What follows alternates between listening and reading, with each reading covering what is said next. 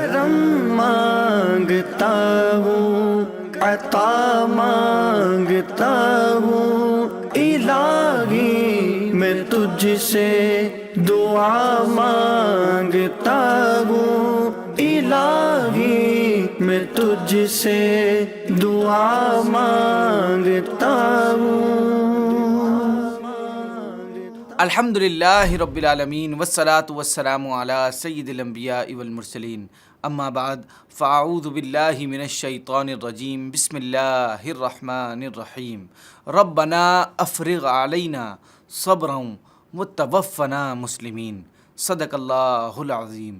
ناظرین، قرآن کریم کی جو آیت ابھی میں نے تلاوت کی، اس کا ترجمہ کچھ یوں بنتا ہے: اے ہمارے رب، ہم پر صبر انڈھیل دے اور ہمیں حالت اسلام میں موت عطا فرما۔ ناظرین، اللہ پاک کی قدرت کے کیا کہنے ہیں۔ وہ جب چاہتا ہے بڑے سے بڑے نافرمان کو فرما بردار بنا دیتا ہے، جب چاہتا ہے جیسے چاہتا ہے کرتا ہے۔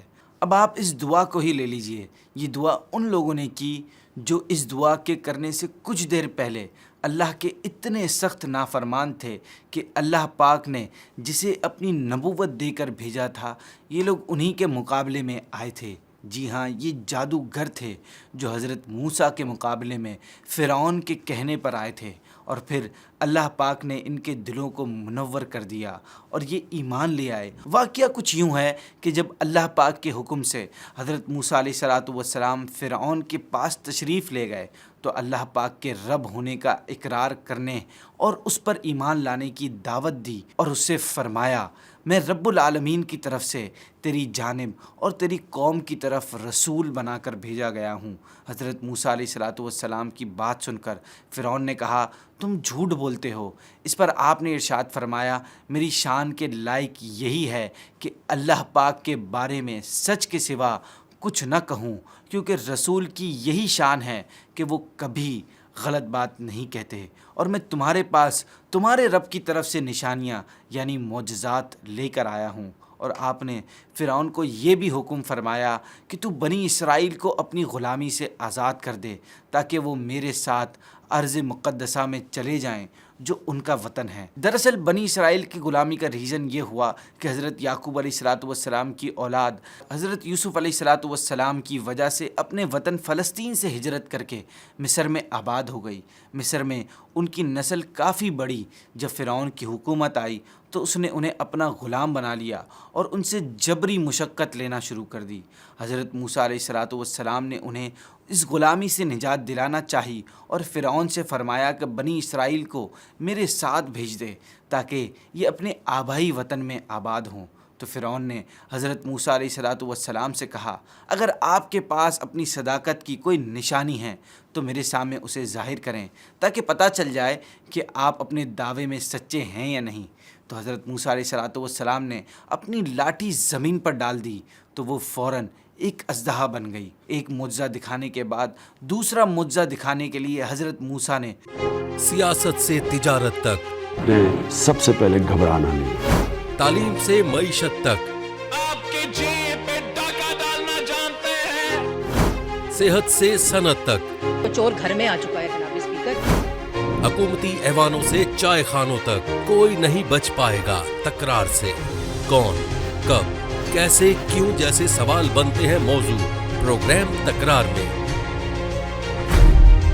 دیکھتے رہیے تکرار، کینیڈا سے براہ راست سمینہ جبین کے ساتھ، منڈے ٹو فرائیڈے، صرف آواز انٹرٹینمنٹ پر۔ دعوت اسلامی کا ایک شعبہ جامعۃ المدینہ، جس کی تقریباً 891 برانچز دنیا کے کئی ممالک میں قائم ہیں۔ کم و بیش 67,000 اسلامی بھائی اور اسلامی بہنیں بغیر کسی فیس کے عالم اور عالمہ کورس کر رہے ہیں۔ ان میں ہزاروں وہ ہیں جن کی اکوموڈیشن، کھانا پینا دعوت اسلامی کے ذمے ہے۔ آپ بھی ڈونیشنز کے ذریعے اس شعبے کے ساتھ تعاون کر سکتے ہیں۔ آپ کے چندے یعنی ڈونیشن کو کسی بھی جائز دینی، اصلاحی، فلاحی، روحانی، خیر خواہی اور بھلائی کے کام میں خرچ کیا جا سکتا ہے۔ جی ٹی اے کا سب سے زیادہ دیکھا جانے والا ٹی وی چینل آواز انٹرٹینمنٹ کے ساتھ مل کر بنائے آپ کے بزنس کو اور بھی بہتر۔ हम आपके कंपनी या बिजनेस को एक अनोखे अंदाज में पेश करेंगे जिससे आपके बिजनेस में और ज्यादा इजाफा होगा। हमारे फेसबुक, यूट्यूब और वेबसाइट को रोजाना लाखों लोग देखते हैं। हमारे पास हर किसी के एडवर्टाइजमेंट की जरूरत के हिसाब से पैकेज अवेलेबल हैं। आज ही 416-786-9809 पर कॉल करें और अपना एडवर्टाइजमेंट बुक कराएं। आवाज इंटरटेनमेंट, आवाज आपकी, चैनल हमारा, जुड़िए हमसे। आवाज इंटरटेनमेंट कनाडा का सबसे ज्यादा देखा जाने वाला उर्दू हिंदी टीवी चैनल अब दस्तयाब है सैटेलाइट और केबल पर। इंडिया, पाकिस्तान, सऊदी अरब, यूनाइटेड अरब अमीरात, ऑस्ट्रेलिया, न्यूजीलैंड, यूनाइटेड किंगडम और कई सारे मुमालिकों में दस्तयाब। दुनिया के कोने कोने में पहुंचेगी आपकी आवाज, सिर्फ और सिर्फ आवाज इंटरटेनमेंट के साथ। फिरौन को अपना हाथ दिखाकर पूछा कि ये क्या है? फिरौन ने जवाब दिया, आपका हाथ है। फिर हज़रत मूसा अलैहिस्सलाम ने अपना हाथ गिरबान में डालकर निकाला तो वो जगमगाने लगा। हज़रत मूसा अलैहिस्सलाम ने अपनी सदाकत ज़ाहिर करने के लिए 2 मुअज़्ज़ात दिखाए तो कौम फ़िरऔन के सरदार बोले, तू बड़े इल्म वाला जादूगर है जिसने जादू से नज़रबंदी कर दी। और लोगों को असा अज़दहा नज़र आने लगा और गंदुमी रंग का हाथ आफ़ताब से ज़्यादा रोशन मालूम होने लगा। उन्होंने हज़रत मूसा अलैहिस्सलाम के मुतालिक ये बात इसलिए कही कि उस ज़माने में जादू का बड़ा ज़ोर था, इसलिए फ़िरऔन की कौम ने हज़रत मूसा अलैहिस्सलाम के बारे में ख़याल किया कि ये जादू में बड़े माहिर हैं। फिर सोचने लगे कि हज़रत मूसा अपने जादू के ज़ोर से लोगों को अपना गर्विदा बनाकर मुमलिकत पर कब्ज़ा जमाना चाहते हैं। इस ख़याल को उन्होंने फ़िरऔन के सामने भी रखा तो फ़िरऔन ने अपने दरबारियों से कहा, तुम इसके बारे में क्या मशवरा देते हो? उन्होंने कहा, तुम हज़रत मूसा अलैहिस्सलाम और उनके भाई हज़रत हारून अलैहिस्सलाम को चंद रोज़ की मोहलत दो और शहरों में अपने ख़ास आदमी भेज दो ताकि वो ऐसे जादूगर जमा करके लाएं जो जादू में सबसे माहिर हों, ताकि वो हज़रत मूसा से मुकाबला करके उन्हें शिकस्त दें। फ़िरऔन ने ऐसा ही किया और अपने मुमलिकत के तमाम माहिर जादूगरों को जमा कर लिया। ये जादूगर कुल 70,000 थे जिनमें चंद सरदार थे। जब मुकाबले का दिन आया तो सब मुकर्ररा जगह पर जमा हुए।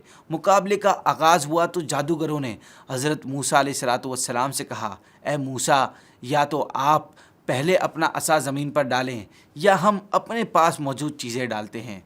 हज़रत मूसा अलैहिस्सलाम ने फरमाया, तुम ही पहले डालो। जब इन जादूगरों ने अपना सामान डाला जिसमें बड़े बड़े रस्से और लकड़ियाँ थीं तो वो अजदहे नज़र आने लगे और मैदान उनसे भरा हुआ मालूम होने लगा।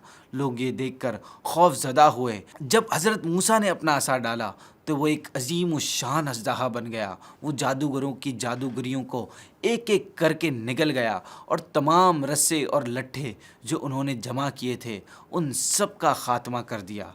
और जो रस्से वग़ैरह उन जादूगरों के थे वो इतने ज़्यादा थे कि उनको 300 ऊँट मिलकर उठा सकते थे, मगर वो अजदहे ने उन सब का ख़ात्मा कर दिया। फिर जब हज़रत मूसा अलैहिस्सलाम ने इसको दस्ते मुबारक में लिया तो पहले की तरह असा हो गया और इसका साइज़ और वज़न अपने हाल पर रहा। ये देखकर जादूगरों ने पहचान लिया कि असाए मूसा जादू नहीं। ये मौजज़ा देखकर इन पर ऐसा असर हुआ कि वो बेइख्तियार आमन्ना बिरब्बिल आलमीन, यानी हम तमाम जहानों के रब पर ईमान लाए। जब जादूगर हज़रत मूसा अलैहिस्सलाम पर ईमान ले आए तो ये देखकर फ़िरऔन बोला, मेरी इजाज़त के बग़ैर तुम ईमान क्यों ले आए? ये तो बहुत बड़ा धोखा है जो तुम और हज़रत मूसा सब ने मिलकर इस शहर में किया है। तुम सब शागिर्द हो और हज़रत मूसा अलैहिस्सलाम तुम्हारे उस्ताद हैं। तुमने मिली भगत करके ये झूठा मुकाबला किया और तुम जानबूझकर हार गए। अब तुम देखना कि मैं तुम्हारे साथ क्या करता हूँ और तुम्हें कैसी सज़ा देता हूँ। मैं तुम्हारे एक तरफ के हाथ और दूसरी तरफ के पाँव काट दूँगा, फिर तुम सबको दरिया नील के किनारे फांसी दे दूँगा। फ़िरऔन की इन बातों पर जादूगरों ने ये जवाब दिया, बेशक हम रब की तरफ पलटने वाले हैं तो हमें मौत का क्या गम, क्योंकि मरने के बाद हमें अपने रब की मुलाकात और उसकी रहमत नसीब होगी। और जब सबको उसी की तरफ लौटना है तो वो ख़ुद हमारे और तुम्हारे दरमियान फ़ैसला فرما دے گا۔ اس کے بعد ان جادوگروں نے صبر کی دعا کی کہ ربنا افرغ علینا صبرا وتوفنا مسلمین، اے ہمارے رب ہم پر صبر انڈھیل دے اور ہمیں حالت اسلام میں موت عطا فرما۔ تفسیر کبیر میں اس واقعے کے تحت لکھا ہے کہ حضرت موسیٰ علیہ السلام کی صحبت نے پرانے کافروں کو ایک دن میں ایمان، صحابیت، شہادت کے تمام درجے طے کرا دیے۔ صحبت کا فیض واقعی بہت زیادہ ہوتا ہے، صحبت بڑی چیز ہوا کرتی ہے، اس لیے کوشش کریں کہ اپنے اور اپنے بچوں کی صحبت اچھی سے اچھی رکھیں۔ ناظرین، یہاں پر ہمارے پروگرام کا وقت ختم ہوتا ہے۔ السلام علیکم ورحمۃ اللہ وبرکاتہ۔ کرم مانگتا ہوں، عطا مانگتا ہوں، الہی میں تجھ سے دعا مانگتا ہوں، الہی میں تجھ سے دعا مانگتا ہوں۔